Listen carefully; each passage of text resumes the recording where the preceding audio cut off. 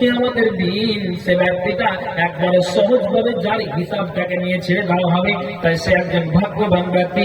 নিশ্চিত আল্লাহ জান্নাতে প্রবেশ করার 100% চান্স আছে।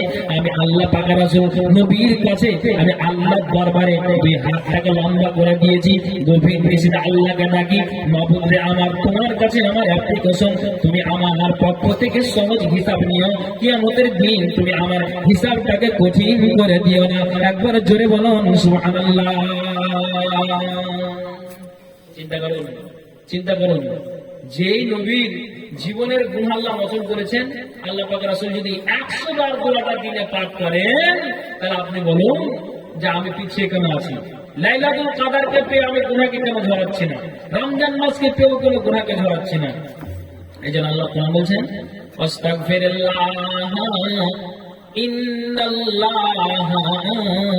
কানা গফুরুর রহিমা। চাও তুমি আল্লাহর কাছে মাগফিরাত কামনা করো, নিশ্চয়ই আল্লাহ তাআলা আমার আপনার জীবনের গুনাহকে মোচন করে দেবে। আপনি বলবেন কি করে চাইবো? মোচন করার সময়টা শিখে নেন, হাদিস দিয়ে আপনাকে বোঝাচ্ছি। কি হাদিস দিয়ে? কয়েকটা সময় আপনাকে বলছি, এই সময় যদি আপনি ধরতে পারেন আর কাজে লাগাতে পারেন, নিশ্চিত আমাদের যাহা কিছু গুনাহ আছে গা থেকে ঝরে যাবে। জোরে বলুন সুবহানাল্লাহ। কি সময়? আপনি গুনেন, আপনাকে আমি বুঝাবার জন্য বলছি। কি? আল্লাহ পাক রাসূলের হাদিস, ঠিক জুমার দিন মুয়াজ্জিন আযান দিল, আর আযানের শেষে আপনার শেষ যেটা বাক্য সেটা হলো লা ইলাহা ইল্লাল্লাহ। এটা শেষ বাক্য। শেষ যেটা বাক্য এই আযানটা শেষ হলো, ইমাম আপনার ঠিক যেন মেম্বারে আপনার বসে আছেন, মেহরাবের উপরে বসে আছেন, আর ওই সময় নবীজি বলছেন আযান শেষ হয়ে যাওয়ার পর আর ইমাম খুতবাতে উঠবে, তার আগা মুহূর্ত পর্যন্ত যে 10 থেকে আপনার 7 সেকেন্ড সময়, 5 থেকে 10 সেকেন্ড সময়, ওই সময়ে তুমি যদি আরবিতে দোয়াগুলি না বলতে পারো, তাহলে তুমি মুখে মুখেই বাংলাতে তুমি তোমার ভাষাতে আল্লাহকে ডাকো, মাবুদ রে আমার এখন 5 থেকে 10 সেকেন্ড সময় পেয়েছি, আল্লাহ তুমি আমার এই সংক্ষিপ্ত সময়ে তোমার কাছে অ্যাপ্লিকেশন জানাই, তুমি আমার জীবনের গুনাহকে আল্লাহ তুমি মোচন করে দাও। রাসূল বলছেন ওই সময়টা এত গুরুত্বপূর্ণ সময়, যারা ওই চুমুক সময়টাকে ধরতে পারে, তাক লাগিয়ে নিশান করে ধরতে পারে, আল্লাহ পাক রাসূল বলছেন ওই সময়ে যদি তুমি আল্লাহকে ডাকতে পারো, নিশ্চিত আল্লাহ তাআলা তোমার জীবনের গুনাহকে আল্লাহ তাআলা মোচন করে দিবেন। এটা একটা সময়। আর একটা সময় আপনাকে শিখাই, নবীজি বলছেন বুখারীর হাদিস, কুল্লা লাইলাতিন ইলা সামাঈদ দুনিয়া, আল্লাহ প্রতিদিন দুনিয়ার আকাশে নেমে আসেন, আর নেমে আসার পরে রাতটাকে আপনি 3 ভাগে ভাগ করেন, 2 ভাগটাকে আপনি সরিয়ে দিন, শেষ অংশের রাতটা আপনি নিয়ে নেন। তো ওই শেষ অংশের রাতটাতে আল্লাহ তাআলা দুনিয়ার আকাশে আসেন, আর ওই দুনিয়ার আকাশে আসার পরে আল্লাহ বলছেন ফেরেশতার দলেরা যাও, কে কোন বান্দা ধনমাল চাইছে, গুনাহ ঝরার জন্য চাইছে, চোখের পানিটা ঝরাচ্ছে, কিসের জন্য তারা জেগে আছে, যাও। এখন পর্যন্ত পৃথিবীর মানুষ কে কা ঘুমিয়ে আছে, কে জাগরণ করে আছে, গভীর নিশিতে যাও তো, রাত্রিতে জাগরণ করে তারা আমার দরবারে কিসের জন্য কান্নাকাটি করে, যাও। কোন বান্দা যদি ওই গভীর নিশিতে আপনার জিকির আজকার করে তসবিহ তাহলিল করে ওই রাতটাতে যদি আল্লাহকে ডাকে, মাবুদ গো জীবনে আল্লাহ আর অন্যায় করব না, আল্লাহ তুমি আমার জীবনের গুনাহকে আল্লাহ তুমি মোচন করে দাও। রাসূল বলছেন ওই সময়টা এমন একটা চুমুক সময়, এমন একটা গুরুত্বপূর্ণ সময়, তোমার বিবিকে তুমি ছেড়ে দিয়েছো, লেহাপটাকে ছেড়ে দিয়েছো, গরমের সময় পাঙ্খাটাকে বন্ধ করে দিয়ে তুমি একা নির্জনে মসজিদে চলে গিয়েছো, মসজিদে একটা কোণাতে বসে বসে তুমি আল্লাহকে ডাকছো, কোনো মা বোন আপনার বাড়িতে মুসল্লাটাকে বিছিয়ে দিয়ে আল্লাহকে ডাকছেন। আল্লাহ বলছেন এই গভীর নিশিতে আল্লাহর সাথে যদি সম্পর্ক করতে চাও, তাহলে থেকে আমাকে ডাকো, ওই শেষ রাতে আমি আল্লাহ তুমি যা চাইবে তোমার জীবনের গুনাহকে আমি মোচন করে দিলাম। একবার জোরে বলেন সুবহানাল্লাহ। ওটা একটা সময়। আর কি সময়? সময়টা নিয়ে নিন। কি সময়? নবীজি বলছেন, শুনেলেন, শিখেলেন। কি সময়? আল্লাহ রাসূল বলছেন ঠিক তুমি 3:30টার সময় সাহরি খেতে আরম্ভ করলে, সারি খেতে কতক্ষণ লাগলো? না তো 15 থেকে 20 মিনিট একটা মানুষকে খেতে লাগে, এতক্ষণ তো লাগলো। তারপরে খাওয়া দাওয়া শেষ করার পর সারাদিন তোমার অনাহারে যায়। সারাদিন অনাহারে যাওয়ার পরে ঠিক তুমি আপনার জন্য ইফতারে আপনি বসবেন, ওই সময় ইফতারে বসবেন। রাসূল বলছেন তাড়াহুড়া করে তুমি ইফতারটাকে নিয়ে বসিও না, 2 মিনিট 1 মিনিট আগে ইফতারকে তুমি বসিও না। মানুষের একটা অভ্যাস আছে, নিজের কেউ যদি দাওয়াত দেয় তারপরও 2 মিনিট আগে যাই, তাড়াতাড়ি বলে পাঠা দাও। নিজের আপনার বাড়িতে নিজে ইফতার করতে বসে, তারপরও বলো যে আমাকে তাড়াতাড়ি আপনার তাড়াতাড়ি এখন পর্যন্ত সময় আছে 5 মিনিট। না না না, বিবি তুমি রান্না রেডি করো, শরবত রেডি করো, খেজুর রেডি করো, পানি রেডি করো, না তুমি সুন্দর করে দাস্তারখানা বিছিয়ে দাও, মুড়ি দাও, খাজুর দাও, তুমি বিভিন্ন প্রকার খাদ্য দাও। 2 মিনিট থাকবে, আমি গিয়ে আমার দাস্তারখানায় বসে যাবো। রাসূল বলছেন এইরকম বেয়াদবি করবে না। 15 মিনিট 20 মিনিট কিংবা 10 মিনিট আগে তুমি ইফতার টাকা নিয়ে বসে যাও। আর ইফতার টাকা নিয়ে বসে আল্লাহ রাসূল বলছেন জীবনে তুমি 20 বছরের মাথায় কি অন্যায় করেছো, 10 বছরের মাথায় কি তুমি অন্যায় করেছো, তুমি 25 বছরের মাথায় কি অন্যায় করেছো, 30 বছরের মাথায় কি তুমি অন্যায় করেছো, তুমি ওই ইফতারটাকে সামনে নিয়ে তুমি মগজে ঘোরাও আল্লাহ 10 বছর একজনকে মার্ডার করেছি, 20 বছর একজন নারীর সঙ্গে অন্যায় কাজ করে দিয়েছি, 30 বছরে আমি বংশের গরম রাখি, আমি আইল দাবিয়ে খেয়েছি। মাহবুবরা আমার, আল্লাহ সমস্ত কিছু গুনাহ আমার মগজে উঠে গিয়েছে। আল্লাহ এর সামনে ইফতার আছে, ইফতার করতে গেলে যেমন বান্দা খুশি হয়, তোমার কাছে মাপ চাইতে গেলে আল্লাহ তুমিও খুশি হয়ে যাও। আল্লাহ এখনো পর্যন্ত 5 মিনিট সময় আছে ইফতার করতে, এখনো পর্যন্ত 4 মিনিট সময় আছে ইফতার করতে, এখনো পর্যন্ত 2 মিনিট সময় আছে আল্লাহ ইফতার করতে। আর আপনি মুখে মুখে বলে যে আল্লাহ জীবনের গুনাহকে মোচন করো, পবিত্র মাস আল্লাহ জীবনের গুনাহকে মোচন করো। বাংলাতে আপনি আপনার ভাষাতে বারবার আল্লাহকে বলবেন, বারবার ডাকবেন। আল্লাহ বলছেন বান্দারে তুমি কান খুলে শোনো, ওটা এমন একটা সময় নবীজি বলছেন ওই সময় তুমি দাওয়াত খেতে গেলেও তোমার ডান্ডিকার বান্ডিকার মানুষের সঙ্গে গল্প না করে কিংবা পরিবারের সঙ্গে যখন ইফতার করতে বসবে নিজের বিবির সঙ্গে, ছেলের সঙ্গে, মেয়ের সঙ্গে, আব্বা আম্মার সঙ্গে গল্প না করে তুমি ওই জায়গাতে তুমি গুনাহকে মগজে ঘোরাও আর স্মরণ করো আর বলো মাবুদরে আর জীবনে অন্যায় করবো না। আল্লাহ আমি খালেজ দিলে তোমার কাছে ক্ষমা চাইছি, আল্লাহ তুমি জীবনের গুনাহকে তুমি মোচন করে দাও। রাসূলের হাদিস বলছেন শুনে রাখো ওই সময় অনেকগুলি মানুষকে জাহান্নাম থেকে মুক্তি দেওয়া হয়। আমাদের তো নিয়ম নীতি তো দূরের কথা, 1-2 মিনিট আগে গিয়ে তাড়াহুড়া করে বলছি রহিমা খানা রেডি হলো, তো রহিমার মারও তুমি বিষ মারছো আর আপনিও সেই ব্যাপারটা পেয়েছেন কেন? একটু সহযোগিতা করে নিজের বিবির কাজে হাত দিয়ে যদি 10 মিনিট আগে ইফতারটা নিয়ে বসেন, বিবি ওই দোয়াতে শরীর হতে পারলো, আপনিও পারলেন। তো সেটা তো না পেয়েছেন পরের বেটিকে, স্ত্রী স্বামীর ভয়ে আপনার কাজ করে যাচ্ছে, সেও বেচারা তো অনাহারে আছে, একটু সহযোগিতা করলেই বা কি হয়ে যায়? অন্য মাসে তো খেয়ালই করছে না, অন্তত এই সময়টাকে একটু সহযোগিতা করে 10 থেকে 15 মিনিট আগে ইফতারটাকে নিয়ে বসে আপনি এই দোয়ার সেই জায়গাটাতে আপনি শরীর হতে পারেন না। আবার একটা গুরুত্বপূর্ণ সময় আল্লাহ বলছেন ওয়াস্তাগফিরুল্লাহ ইন্নাল্লাহ কানা গফুরুর রহিমা। আল্লাহ বলছেন বান্দা তুমি আমার কাছে মাগফিরাত কামনা করো, নিশ্চয় আল্লাহ তাআলা অত্যন্ত ক্ষমাশীল এবং তিনি পরম দয়ালু। আল্লাহ বলছেন আয় রে বান্দা আয়, তুমি আমার কাছে মাগফিরাত কামনা করো, আমি আল্লাহ তোমার জীবনের গুনাহকে মোচন করে দিব। কেমন কথা?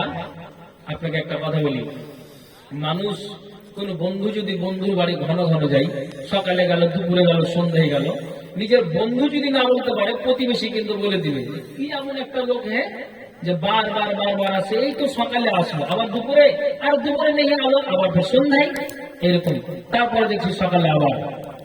এমনকি যদি জামাই শ্বশুর বাড়ি যায়, শাশুড়ি যদি না বলতে পারে প্রতিবেশী কিন্তু বলে দেবে কোন এটা জামাই, হ্যাঁ বাড়িতে তার বাপ মা খেতে দেয় না নাকি, অটোমেটিক একটা কথা মুখ দিয়ে বেরিয়ে আসবে। আচ্ছা এই ভাষা যে জামাইয়ের ব্যাপারে বললো, বন্ধুর ব্যাপারে বললো, তো এটা তার সম্মান ঘটলো না বন্ধ হয় না বলুন? ঘটলো না জি ভাই? সম্মান ঘটলো, ইজ্জত চলে গেল ঘন ঘন যাওয়াতে। আল্লাহ বলছেন তুমি আমার মসজিদে 5 বার সময় দাও, আর 5 বারের পরে তুমি 5 বার তুমি এক্সট্রা মসজিদে এসে সাক্ষাৎ করো। যতবার তুমি আসবে তোমার ইজ্জত বেড়ে যাবে। মানুষের বাড়ি যেতে গেলে ইজ্জত কমে যায়, কিন্তু আল্লাহ বলছেন আমার মসজিদে জোহরে এসো, আসরে এসো, মাগরিবে এসো, এশায় এসো, ফজরে এসো, তারপরে তুমি আরো এটাকে ডবল করে দাও। রমজান মাসে তুমি আরো দ্বিগুণ ইবাদতটাকে তুমি বাড়িয়ে দাও। আল্লাহ বলছেন এসে তুমি 2 হাতটাকে যখন লম্বা করবে, আমি আল্লাহ বলে দিলাম মসজিদে যতবার আসবে ইজ্জত কমবে না রে বান্দা, তোমার ইজ্জত ততটাই তোমার বেড়ে যাবে। এসো আর তোমার গুনাহকে মগজে ঘুরাও আর আল্লাহর কাছে কান্নাকাটি করো, আমি আল্লাহ তোমার জীবনের গুনাহকে আমি আল্লাহ মোচন করে দিব। একবার জোরে বলুন সুবহানাল্লাহ। একটু আমার দিকে খেয়াল করেন। কি খেয়াল?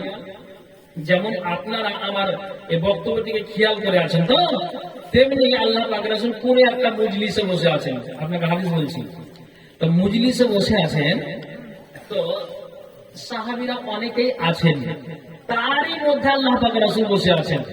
আর নবীজি আমি যেমন ভাষণ দিচ্ছি আপনারা শুনছেন, কেউ হয়তো মাঝে মাঝে এক দুটো গল্প হয়ে যাচ্ছে, মা বন্ধুরা যেমন গল্প হয় গল্প হয়ে যাচ্ছে। তো এখন যেমন চা খাচ্ছেন, আমি কাকে শোনাবো? এদিকে খেয়াল করেন, চায় জোরে করে সারাট শুরু করিয়ে না। আচ্ছা, এদিকে খেয়াল করেন, চা খাচ্ছেন খান, ওটা কোনো বাধা নেই, এদিকে খেয়াল করেন, বিরক্ত লাগছে নাকি? এদিকে খান। আচ্ছা, চা খেয়েছেন খান, আমারও লাল করে আলো, কি করবো? আচ্ছা, এবার আপনাকে বলছি কি কথা, যে যেই আল্লাহ পাকের রাসূল মজলিসে বসে আছেন, আর মজলিসে বসে একজন সাহাবী বলছেন, অনেকগুলো সাহাবী, একজন সাহাবী বলছেন যে আল্লাহ পাকের রাসূল মুখ দিয়ে গুনগুন গুনগুন গুনগুন করে একটা দোয়া পাঠ করছেন। তো আমি রাসূলের দিকে খেয়াল করে আছি যে নবীজি ঠোঁট দুটোকে হিলাচ্ছেন আর মজলিসে বসে যে এই দোয়াটা তিনি পাঠ করছেন, তা আমার রাসূলের দিকেই খেয়াল আছে, কিন্তু অনেকগুলি সাহাবী বসে আছেন। নবীজি কি দোয়া পাঠ করছেন? নবীজি বলছেন রব্বিগফিরলি ওয়া তুব আলাইয়া ইন্নাকা আনতাত তাওয়াবুল গফুর, রব্বিগফিরলি ওয়া তুব আলাইয়া ইন্নাকা আনতাত তাওয়াবুল গফুর, রব্বিগফিরলি ওয়া তুব আলাইয়া ইন্নাকা আনতাত তাওয়াবুল গফুর। এই আল্লাহ পাকের রাসূল এই দোয়াটা তিনি মজলিসে বসে পাঠ করেছেন। ওই সাহাবী বললেন নবীজি দোয়াটাকে পাঠ করে যায়, তো আমি আমার কান দিয়ে শ্রবণ করলাম আর শ্রবণ করে যাই। তো আল্লাহ পাকের রাসূল দোয়াটা পড়তে পড়তে পড়তে পড়তে ওই মজলিসে এক টানা তিনি 100 বার দোয়াটাকে পাঠ করলেন।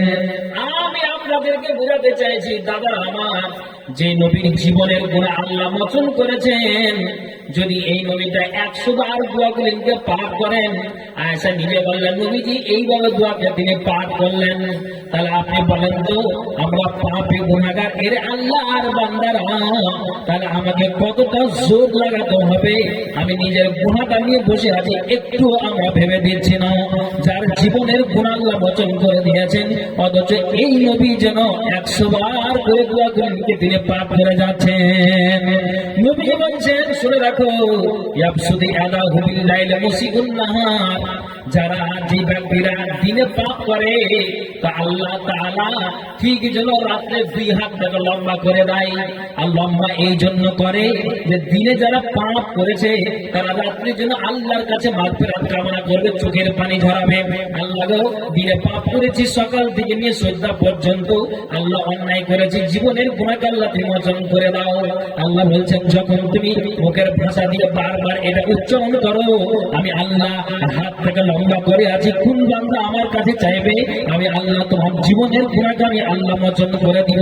আবার যারা রাতে পাপ করে দিনে যদি আল্লাহর কাছে আপনার মাগফিরাত কামনা করে, আল্লাহ বলছেন আমি যাও তোমার জীবনের গুনাহকে আমি মোচন করে দিলাম।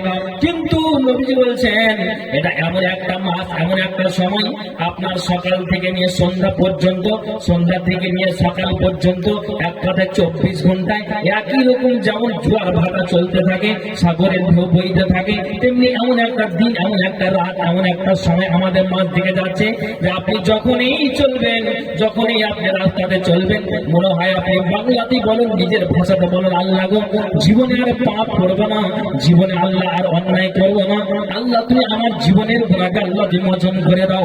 যখন একটা মানুষ নিজের ভাষা দিয়ে বলবে আমি আল্লাহ তোমার জীবনের গুনাহকে আমি মোচন করে দিব, আল্লাহ বলছেন আয় রে বান্দা আয়, আর আমার কাছে মাগফিরাত পাওনা কর, আমি আল্লাহ তোমার জীবনের গুনাহকে আমি আল্লাহ মোচন করে দেব। আল্লাহ কোরআনে বলছেন এবং মুসলিম হাদিস বলছেন, আরেকটা সময় আপনি নিয়ে নেন তো, নামাজের সময় তাড়াহুড়া করিয়েন না। রাসূল বলছেন শুনে রাখো, তুমি জোহরের 4 রাকাত আদায় করলে, আসরের 4 রাকাত আদায় করলে, মাগরিবের 3 রাকাত আদায় করলে, ওয়া ইশারের তুমি 4 রাকাত আদায় করলে, ফজরের তুমি 2 রাকাত সালাত ফরজ তুমি আদায় করলে। রাসূল বলছেন শুনে রাখো, ফরজ সালাতটাকে আদায় করে দেওয়ার পরে ওই জায়গাতে তাসাহুদের জায়গাতে বসে থাকো, খবরদার হুট করে তুমি বাড়ি চলে আসিও না। রাসূল বলছেন ওই জায়গাতে যদি তুমি বসে থাকো তাহলে তুমি জিকির আজকার করো, তাসবিহ তাহলিল করো, আর তোমার সাথে সাথে আল্লাহর ফেরেশতা যেন তোমার কথা উচ্চারণ করে। আল্লাহকে বলে আল্লাহ গো, তাসাহুদের জায়গাতে বসে এরা জিকির আজকার করছে, তাসবিহ তাহলিল করছে, বিভিন্ন প্রকারে তারা আল্লাহ দোয়া করে যাচ্ছে। যতক্ষণ পর্যন্ত আপনি ওই তাসাহুদের জায়গাতে বসে থাকবেন, মা যদি নিজের বাড়িতে আপনার মুসাল্লার উপরে যদি আপনার বসে থাকে, ঠিক যেন রাসূল বলছেন আল্লাহ আর ফেরেশতা এই দুটো বাক্য বলে আল্লাহুম্মা গফির লাহু ওয়া আরহামহু, আল্লাহুম্মা গফির লাহু ওয়া আরহামহু, আল্লাহুম্মা গফির লাহু ওয়া আরহামহু। আল্লাহ এই বান্দাকে তুমি ক্ষমা করো, আল্লাহ তুমি এর প্রতি দয়া করো, আল্লাহ তুমি একে ক্ষমা করো, আল্লাহ তুমি এর প্রতি দয়া করো। রাসূল বলেন কতক্ষণ পর্যন্ত তোমার জন্য আল্লাহর ফেরেশতা দোয়া করে যায়? রাসূল বলেন মালাম ইউদেশ, যতক্ষণ পর্যন্ত তোমার উযু নষ্ট হয়ে না যায়, যতক্ষণ পর্যন্ত উযু তোমার ভঙ্গ না হয়েছে, ততক্ষণ পর্যন্ত আল্লাহর ফেরেশতা তোমার জন্য মাগফিরাত কামনা করে। একটা সময় হয়ে গেল, আল্লাহ বলছেন সূরা মুমিন 40 নম্বর সূরা, আল্লাহ তাআলা বলছেন 7 নম্বর আয়াতে, যারা আল্লাহর ফেরেশতারা ঠিক যেন আল্লাহর আরশকে ধারণ করে আছে, যারা আল্লাহর আরশকে ধারণ করে আছে, আল্লাহর কোরআন বলছেন, এবং এর চারপাশে যারা আছে ইউসাব্বিহুনা বিহামদি রাব্বিহিম, তারা আল্লাহর তাসবিহ তাহলিল করে, জিকির আজকার করে, তাসবিহ তাহলিল তারা পাঠ করে, এবং মুমিনদের জন্য ক্ষমা চেয়ে বলে এ আমাদের প্রভু, এ আমাদের রব, মালিক আমার, যারা পাপ করে আল্লাহ তোমার কাছে মাগফিরাত কামনা করে, আল্লাহ তুমি এদের জীবনের গুনাহকে আল্লাহ তুমি মোচন করে দাও। কারা না তো যারা আল্লাহর আব্বা ফেরেশতা আল্লাহর আরশকে যারা ধারণ করে আছে, এই হতভাগা আল্লাহ আর বান্দার জন্য তারা আমাদের জন্য আকলে বিকলি করে আর বলে মাবুদ আমার, এরা এতটাই পাপ করেছে, ক্ষমা করে দাও, আর আল্লাহ তুমি এদেরকে জাহান্নামের আযাব থেকে আল্লাহ তুমি রক্ষা করে দাও। যেই ফেরেশতা আমাদের জন্য সহযোগিতা করে, কান্নাকাটি করে, অথচ এরা জান্নাত যাবে না, জাহান্নামে যাবে না, তাহলে আমরা পাপী গুনাহগার, আমরা কোনো পিছিয়ে আছি, এটাই আমি আপনাদেরকে বুঝাতে চাই। আল্লাহু আকবার। চিন্তা করুন, চিন্তা করুন, এই ফেরেশতা আমাদের জন্য আল্লাহর কাছে যেন ঠিক আমাদের জন্যই মাগফিরাত করো। আল্লাহ যারা এইভাবে ক্ষমা চাই, আল্লাহ তুমি মাফ করে দাও, আল্লাহ তুমি এদেরকে ক্ষমা করো, আল্লাহ এদের প্রতি তুমি দয়া করো। ভাইজান, এই যে ফজিলতের রাত্রিতে বসে আছি, আমরা হাজারো শুনি না কেন, কিন্তু যদি হাজারো শুনি না কেন, কিন্তু যদি আমার আমল না করি সবকিছু শেষ হয়ে যাবে। আল্লাহ পাকের রাসূল নবী মুহাম্মদুর রাসূলুল্লাহ, একটু জোরে বলেন তো, সাল্লাল্লাহু আলাইহি ওয়াসাল্লাম, তিনি নবী মুহাম্মদ একটা দোয়া বলছেন, আমার প্রিয় সাহাবী, আমার বন্ধু, অথচ আল্লাহ পাকের রাসূলের শ্বশুর, তিনার নাম কি? হযরত আবু বকর সিদ্দিক রাদিয়াল্লাহু তাআলা আনহু। নবীজি বলছেন একটা দোয়া আমি আমার শ্বশুর মশাইকে আবু বকর সিদ্দিককে শিখালাম, যে দোয়াটা আমরা সচরাচর এক কথাই তাশাহুদের দোয়াটা না পড়লে আমাদের মন ভরে না, আমাদের মন সন্তুষ্ট হয় না। দোয়াটা পড়তেই হবে, আর দোয়াটা আমরা পাঠ করি, নাহলে কিন্তু আমাদের মনটা তৃপ্তি পাচ্ছে না, অন্তর জুড়াই না। তো এই দোয়া যেমন তাশাহুদে পড়ি, তো আল্লাহ পাকের রাসূল তিনি নবী মুহাম্মদুর রাসূলুল্লাহ সাল্লাল্লাহু আলাইহি সাল্লাম তিনি বলছেন যে আমি আবু বকরকে এই দোয়াটা যখন শিখালাম, তখন তিনি দোয়াটার প্রতি আমল করতে লাগলেন কেমন করে। অথচ ইনি একজন জান্নাতি সাহাবী এবং প্রথম জান্নাতীওয়ালা মানুষ তিনি আবু বকর সিদ্দিক। তাহলে যে নবীর মুখ থেকে প্রমাণ হয়েছে যে এই সাহাবীটা যাবে জান্নাতে, অথচ প্রথম সাহাবী না প্রথম জান্নাতি, তারপরেও আল্লাহ পাকের রাসূল যখন এই দোয়াটা তিনি শিখালেন, তখন আবু বকর বলছেন, নবীজি যখন আমাকে এই দোয়াটা শিখালেন, নবীজি যখন আমাকে দোয়াটা আমাকে দিলেন, তখন নবীজির মুখ থেকে দোয়াটা পাওয়ার পর তখন আমি যখন সকাল হয় দোয়াটাকে আমি পড়ি, সন্ধ্যা হয় দোয়াটাকে আমি পাঠ করি, দুপুর হয় দোয়াটাকে পাঠ করি, যখন আমি রাস্তায় চলি কোনো কাজে মগ্ন আছি দোয়াটা স্মরণ এলো দোয়াটা আমি পাঠ করে যাই, সকালে পড়ি, সন্ধ্যায় পড়ি, দুপুরে পড়ি, আর তো তাসাউদে আমি দোয়াটাকে পাঠ করে যাই। আমরা তো সকলে পড়ি। আবু বকর বুঝাতে চেয়েছেন যে রাসূল যখন দোয়াটা দিলেন তখন আমি তাসাউদ ছাড়াও দোয়াটাকে রাত এবং দিন যখন আমার মনে আসে দোয়াটাকে আমি পাঠ করে যাই। আসলে এটা নিঃসন্দেহে বলা যাবে যে এই দোয়াটা 100% এর ভিতরে 99% মানুষের জানা থাকা দরকার। যেহেতু তাসাউদে পড়ি, আবু বকর বলছেন আমি দোয়াটার প্রতি আমল করে যাই, আমল করে যাই, তাসাউদে পড়ি, যখন আমার স্মরণে আসলো আমাকে আল্লাহ পাক রাসূল শিখিয়ে দিয়েছেন, আমি দোয়াটা পাঠ করে যাই। দোয়াটা কি? আবু বকর বলছেন যে দোয়াটা আমি পাঠ করে যাই, আল্লাহুম্মা ইন্নী যালামতু নাফসি যুলমান কাসীরা ওয়া লা ইয়াগফিরু যুনুবা ইল্লা আনতা ফাগফিরলি মাগফিরাতাম মিন ইনদিকা ওয়ারহামনি ইন্নাকা আনতাল গাফুরুর রহিম। আবু বকর বলছেন আল্লাহ পাকের রাসূল এটা বললেন, তখন আমি এই দোয়াটার প্রতি এতটাই আমল করতে লাগলাম যে আমি সকালে পড়ি, সন্ধ্যায় পড়ি, দুপুরে পড়ি, দোয়াটাকে আমি পাঠ করে যাই। তার সঙ্গে তো আমরা পাঠ করে যাই। সুবহানাল্লাহ, আমি আপনাকে এটা বুঝাতে চাইছি তিনি একজন জান্নাতি মানুষ হয়ে যদি এতটাই আমলের প্রতি, এতটাই দুয়ার প্রতি, এতটাই ইবাদতের প্রতি যদি আগ্রহী হয়ে থাকেন, তাহলে আমরা পাপী গুনাহগার এর আল্লাহর বান্দারা নিজের পাপটাকে মোচন করার জন্য কেন আমি আগ্রহী নই? আমি আপনাদেরকে এটাই আজকের বিষয়ে বোঝাতে চাই।